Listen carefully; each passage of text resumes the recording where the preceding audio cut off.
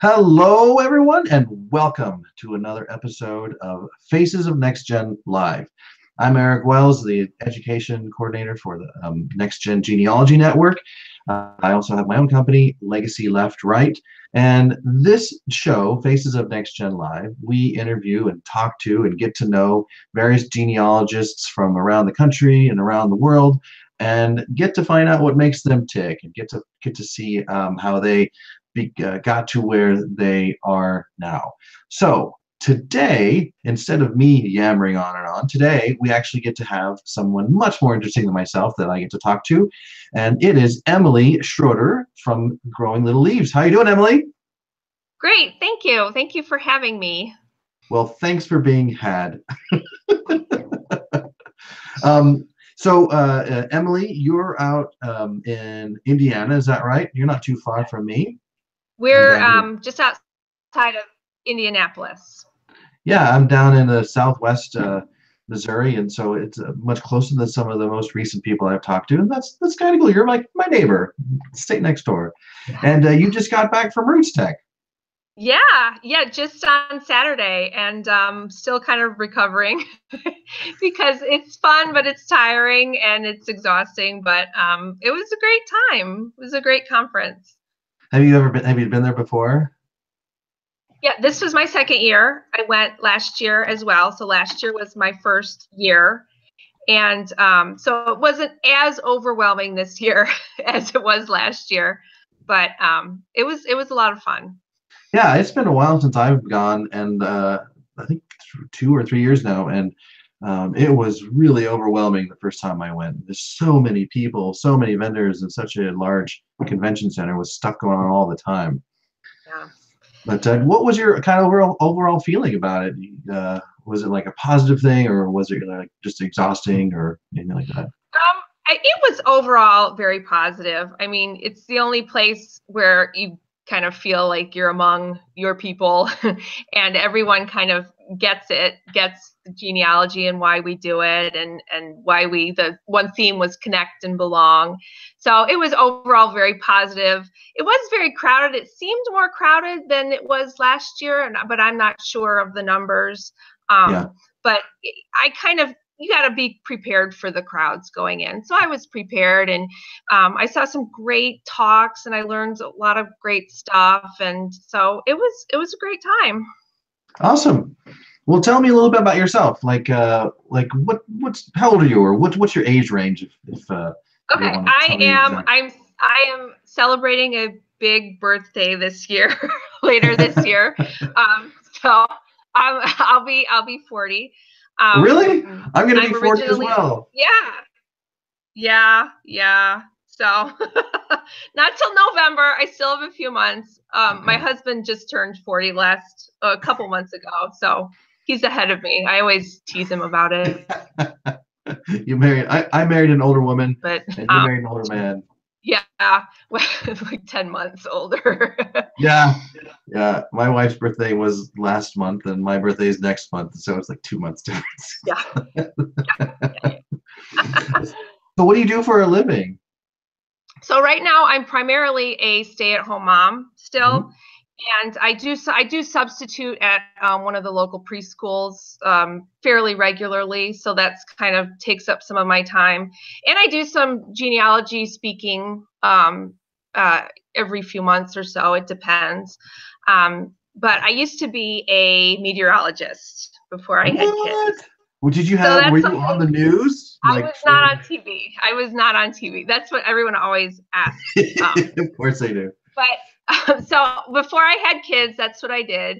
And I taught at a university for a couple years, and then I worked for an insurance company doing catastrophe modeling and claims like verification for natural disasters. So that's my background, and now I do genealogy. So it's kind of funny. So how did you become interested in genealogy? Like what was, and when did you start first researching it? So I started so my son is 10.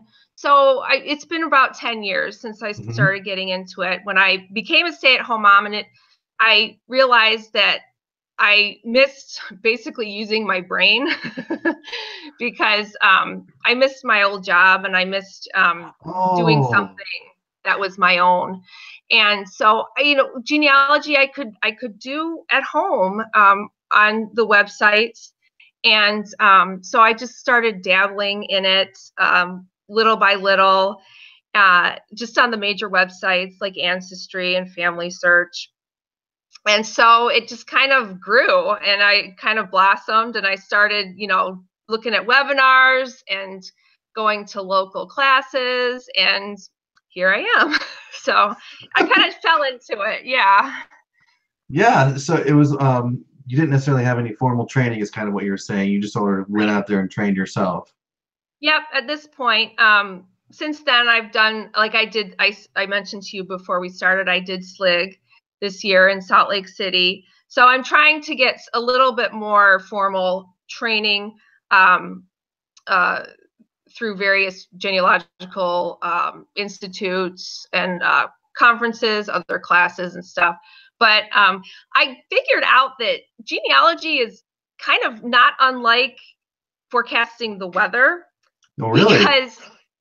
Because when you forecast the weather, you have all this data, and they're like puzzle pieces, and you have to interpret the data in order to make a forecast. And, obviously there are a lot of similarities when you're interpreting genealogical data and filling in puzzle pieces and trying to work with missing data sometimes. And so it was almost like a natural fit for me in a lot of ways.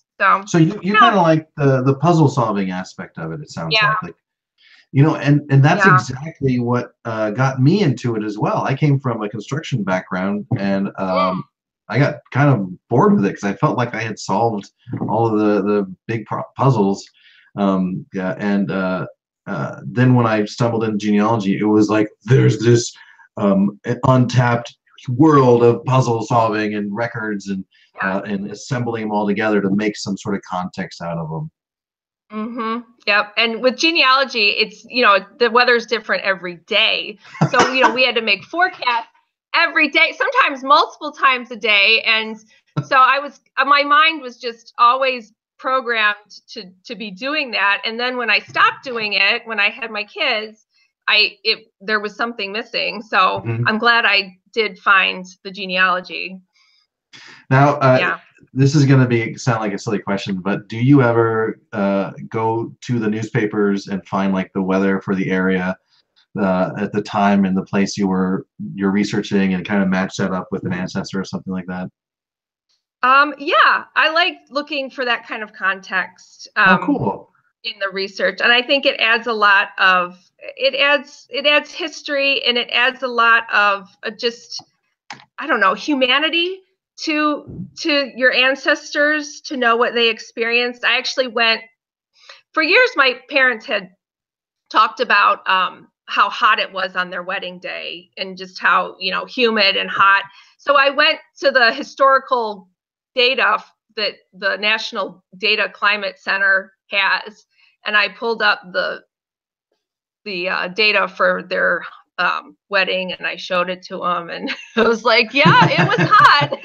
So my mom kind of like, yeah. That's great. So well, after all of these, the research you've done, and I assume you even did some on your husband's side, Yes. Who would be the ancestor on either side that you would really love to meet? So on my side, I would have loved to meet, I had a great grandmother named Sophia. Her name was Sophia Krupa Bagione. She was Polish. Yes, but it sounds Italian, but she was actually Polish. And she was just, she had a hard life. She was born illegitimate in one of the poorest parts of Poland. And she came over all by herself to America. She had like $10 to her name. And she had a second grade education according to the census. And she came to America, and she got married, and her daughters graduated high school, and then her grandchildren, even some of them got graduate degrees. So Oh, wow. I think about like what she came from, and then just within a couple generations, you know, what she made of her family and her descendants. I would have loved to meet her and just show her where I am and show her where her grandchildren still are, professionally. So, you know, I admire her. That's pretty cool. That's something I got out of researching my own family too, was watching the risks they took and the sacrifices they made for their descendants, me being one of them. And I admire them for that. So during your research, I'm sure you kind of came across some interesting things. And is there anything that what's like the most interesting or the most surprising discovery that you've made in your time? Well, so my family is fairly recent immigrants to America. So a lot of their stories before about 1892 was when my first ancestor came to America. So that's fairly recent. So I don't know what they were doing in the old country before then. There was, even still, my mom likes to joke with her brother that my great-grandfather, who was Italian, somehow had connections to the mob. And he was Sicilian. He came, you know, he was born in Sicily. So there's always this story running through. And this is one I haven't been able to prove one way or the other. He was involved in a lot of Italian fraternal organizations, and he was a World War I veteran. So he was in the veteran organizations, but I haven't found anything that connected him to, you know, the mob in Cleveland, Ohio or anything. But yeah, I mean, that's about it. We really don't have any like shocking kind of stories like that. One thing I found in my grandmother's papers, and she passed away in 1997, but she served in the Coast Guard during World War II.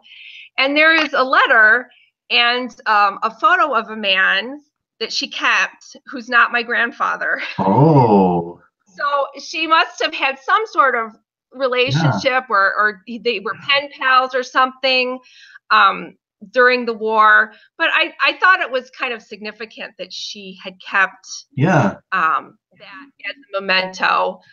So I need to research him a little bit more, this other man, and see if I can find any other connections based on where he was stationed, maybe, or how they met. I don't even know. So that's ongoing mystery. Yeah. So we'll see. I've heard a lot of people like with that mythology, or like Italian mythology, like, oh, they were part of the mafia or something like that.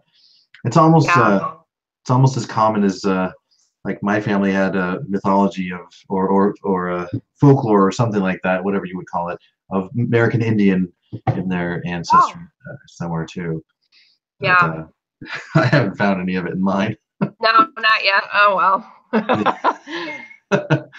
So, do you have any favorite books that you like to read, like genealogy related or otherwise? Right now, I'm not reading any really specific genealogy like research books. This year I've decided to read some books that are going to help me understand the cultures and the history of my European ancestors. Like in Italy I'm reading and Poland? Yeah, like I haven't read it yet, but I have a book on Italy. I think it's called Seeking Sicily. That is supposedly a good cultural background for learning about Sicilians and the Sicilian way of life. I'm reading one right now that's about the peasants in the part of Poland where my family was from. So that's a lot of history that I'm kind of learning about. So cool. I guess I would encourage people. do that because it's really giving me a sense of not only why they came to America, some of the factors that drove them away, but just kind of their mentalities and like what they valued and why they maybe acted certain ways or were maybe, Sure. wary of the government or of authority, that kind of thing. So that's what I'm focused on right now as far as my genealogy reading. Oh, I got it. That's a good idea. I hadn't actually, I had actually considered it, but my wife's family is from Czechoslovakia, and the turn of the or late 1800s they came over here, and that would be neat to read up on them, and I'd get to know a little bit more about that area at that time, and kind of what you said, what pushed them to get out of Czechoslovakia or leave Czechoslovakia. Yeah. Yeah, and I learned about the culture too, because like some of the naming things, or like how they name the children, or yeah, that's it. I'm gonna have to look at that now. So thanks, Emily. You're welcome. I never know what I'm gonna get out of these interviews, and I love it. Yeah. So, what kind of place do you love to do your research in? Like, where do you get the most productive work done? It's definitely not at home, just because either the kids are here or I just there's other housework kind of things that I get distracted with. But I have recently been going to we have a library that is a Family Search affiliate. Oh, okay. It's not too far. It's in a couple towns over, but they have a really nice whole separate room with computer terminals, and you can access all the Family Search records online, and they have a assistant time. So I've been making that drive to kind of get rid of the distractions and Sure. kind of focus on some of the online research that I can do from there. Yeah. Now, how many kids do you have? I'm sorry. How many kids do you have? Oh, just two, but Okay. That's a they're handful. loud, and yeah, they're They may show up any minute. they may. So just warning you. Although I think the younger one should be in bed by now, but we'll see if she's not. Dad's in charge, so you never know what's going to happen when Dad's in charge. So we'll see. So, what's your specific area of research? What do you like to do inside of genealogy? Like, what drives you there? I mentioned that all of my ancestors are fairly recent immigrants, so I really like looking at 20th century immigration records, and like passenger lists, that kind of stuff. All the Ellis Island stuff is fascinating to me. So and I like 20th century research sources, which I kind of don't think get the attention from a lot of genealogists. But I like looking into that kind of stuff, whether it be like even my grandparents' school records. I'm trying to get a hold, I'm trying to get a hold of like my grandfather's union records, and I don't even know if that's possible, but I think that would be something really cool. So I really like the whole immigrant aspect and trying to trace people back to their ancestral villages, because that's the main area of my research. And I guess secondarily, it would be probably, well, we're Midwesterners, and that's where our ancestors all settled. So at my husband's side, I've done a lot of rural communities, farming communities, which I also kind of like to research out in Ohio. Yeah. And using some of those like agricultural censuses to reconstruct what their farm was kind of looking like at the time, and what they were growing or what animals they had. I think that's really interesting. But we're we're Ohio people, so almost all of my research is, at least in America, is in Ohio. Oh, okay, got it. That's pretty cool. So you kind of like to paint the whole picture, including like what the farm was like and Yeah, what they were I think doing. it's real. I think again, it's like gives them some humanity, and it Yeah, just adds some details that makes it more relatable, you know? yeah. When I started doing this, I was began to realize that I was bringing these people back to life. Like it wasn't just about the names and the dates, but it was more. But there was also this whole facet of who these people were, that the names and the dates and locations couldn't really tell you. And Absolutely.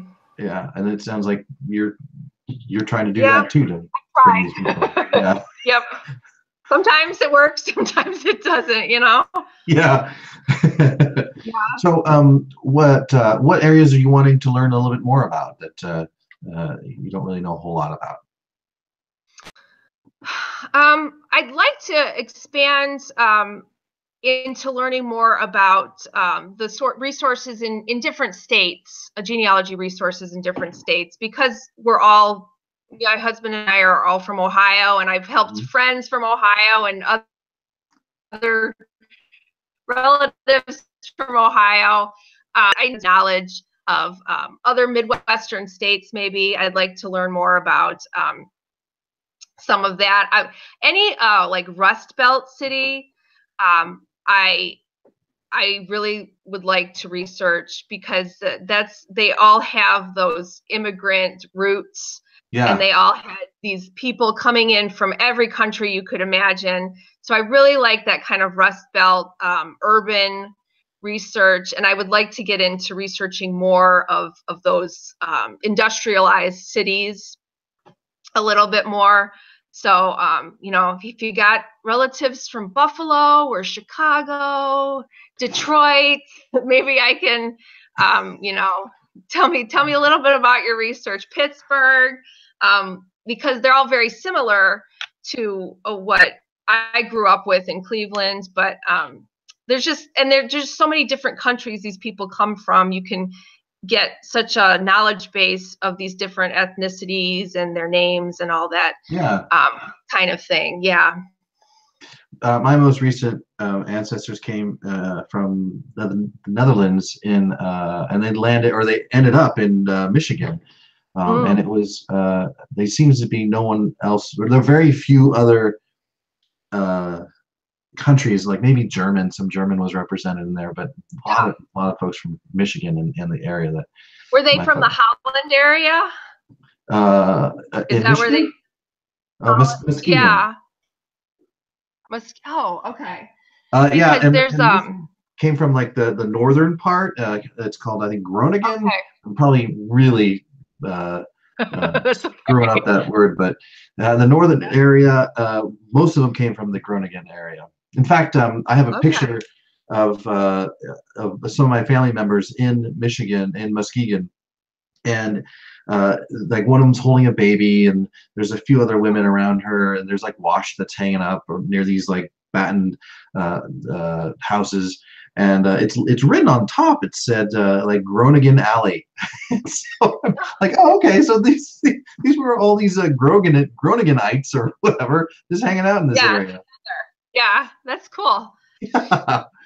So do you you talked about having people say, hey, if you got some Rust Belt immigrants, talk to me. Do you take clients on at all? Um, well, I'm not right now because we are moving in the next Yeah, couple months. So we're going to be really busy in probably until summertime, yeah, I would say. But I am willing to help whoever needs guidance.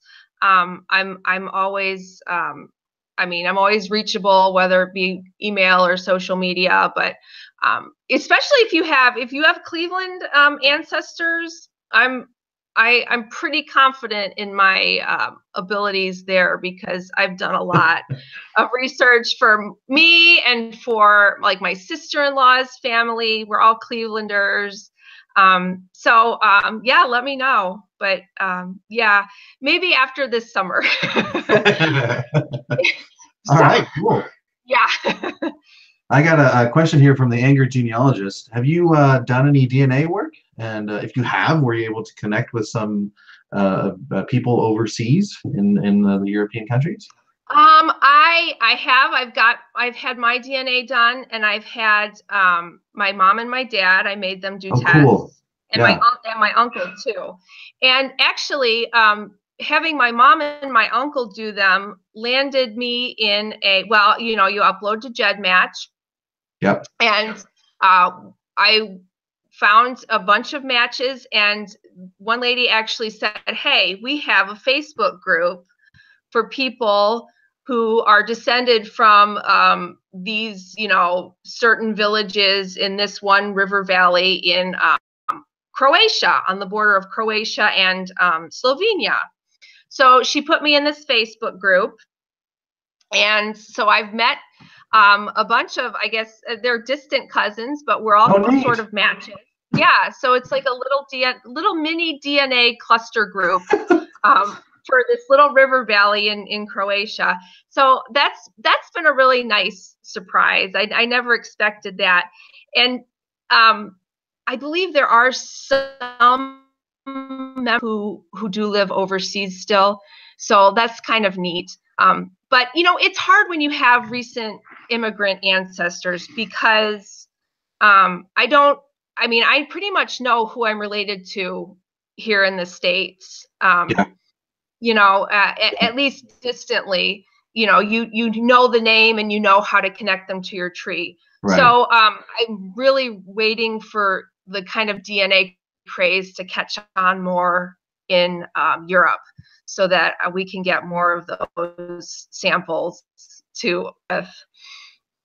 Yeah, that's awesome. I had a similar experience, but it wasn't through DNA. I had uploaded. I had an original picture that I got from my grandfather's side of the family from the like 1860s. I think the gentleman was wearing his Civil War outfit. And so I scanned it and I posted it onto Ancestry, and within a few hours, I got contacted by the descendants or the relatives of that person, because they had copies of this picture, but they didn't have the original, and they're like, "Who is this guy?" So I got contacted by them, and then they connected me to Jennings family Facebook group, and so we were able. I got plugged into them, and they were able to supply me with pictures that I hadn't had and documents I didn't have, and I was able to do the same. So it was really kind of cool. It wasn't through DNA like yours was, but it was through. No, but that's awesome, because I mean, everyone has photos of people that you know, that you don't know their names, you know, in their collection. So that would be awesome. Yeah. Yeah, I wasn't sure how this person connected to the family, and the Jennings family Facebook group sure helped straighten me out and Awesome.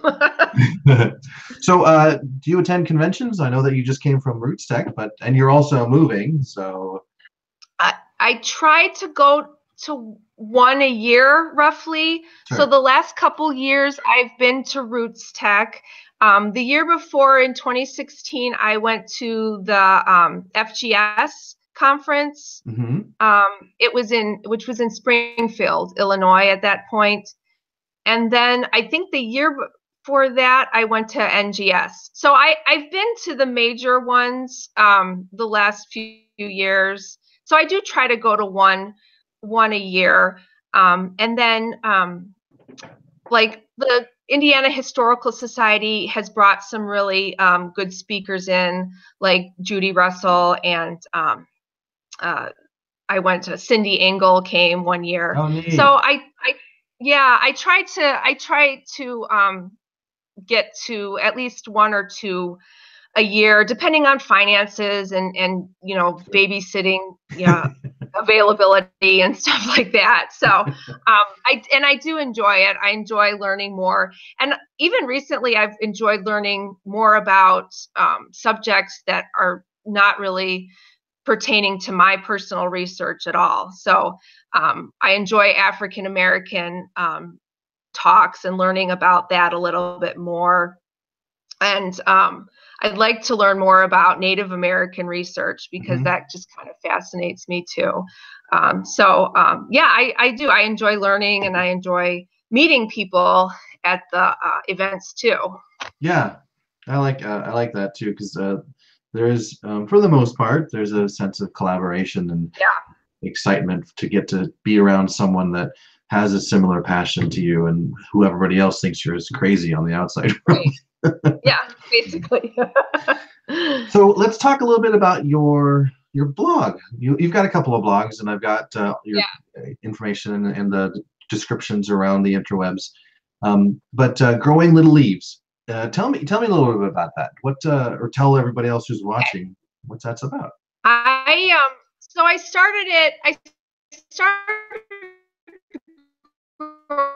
growing little leaves about 4 years ago. And so I'm doing this research on and off, just in the house, and I would talk about it with. I was looking for ways to try and explain it to them, their level, to kind of in fun ways, and there really weren't that many options,